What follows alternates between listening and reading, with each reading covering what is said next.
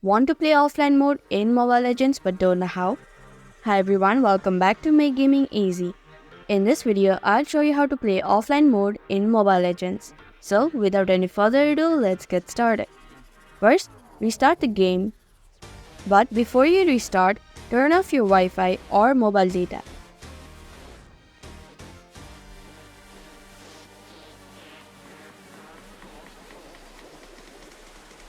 Now tap on Confirm button. Now you can play offline mode in Mobile Legends. In the offline mode, you can play Classic, AI Training, Draft Pick, and Brawl. But you will be competing against computer. Also your teammates will be computer. And that's how you can play offline mode in Mobile Legends. Thank you for watching Make Gaming Easy. Hope this video was helpful. If it was, then hit the like button and comment down if you have any questions or feedback. Also, if you're new to our channel, subscribe and hit the bell icon so that you don't miss our upcoming videos.